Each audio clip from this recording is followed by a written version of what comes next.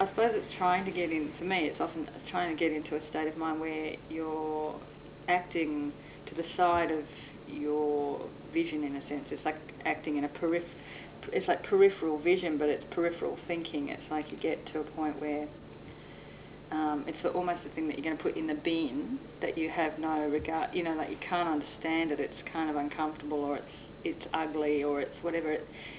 It's trying to catch that thing just before you throw it into the bin, or you forget it.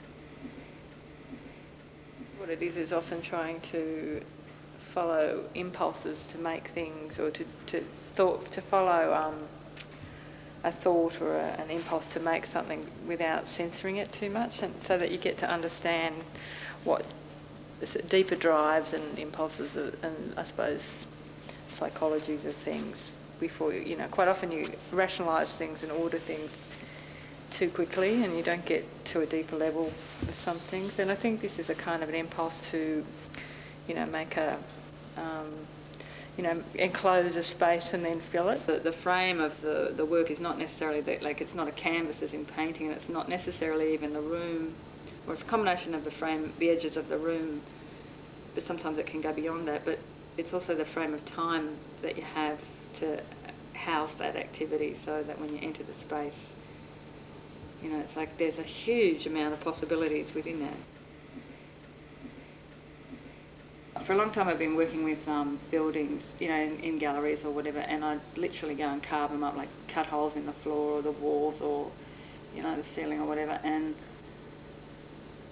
you know, it's exhausting, and also galleries don't particularly like it, and it's just sort of, it's a very literal kind of way of carving up a building and trying to remodel a building, and it, you know, I'm not a kind of builder or an architect really, so I think it's just a frustration with the way spaces are normally framed in this kind of quite ubiquitous sort of right angle grid-like kind of thing, and just wondering if there are other possible geometries and shapes that you could kind of introduce into it.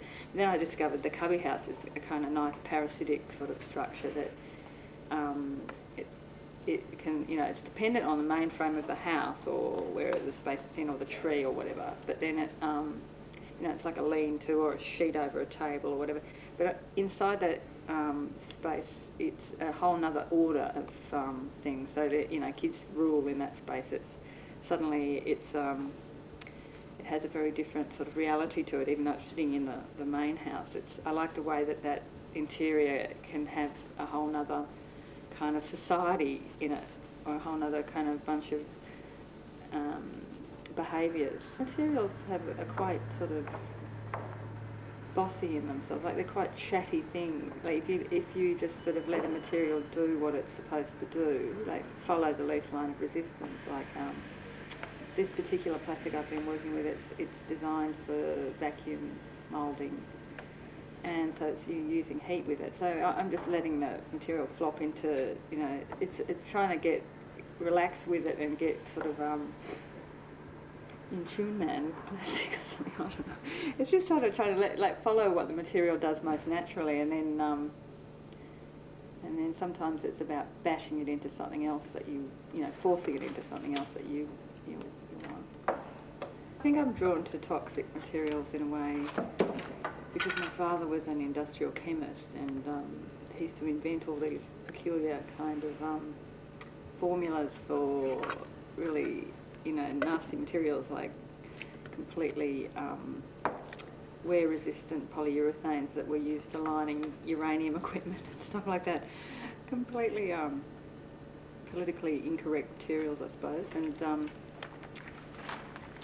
And I suppose as a kid I used to spend a lot of time in his lab watching him cook up all sorts of things, and I don't know, I just sort of liked it. You know, it's not before you get it in the gallery can you see what you've been doing, and so often there's a lot of things that you haven't bargained for start happening, because it's often, you know, it's just things take on a very different look when they're in a clear white, supposedly neutral space. That, you know, like sometimes the mess is really nice.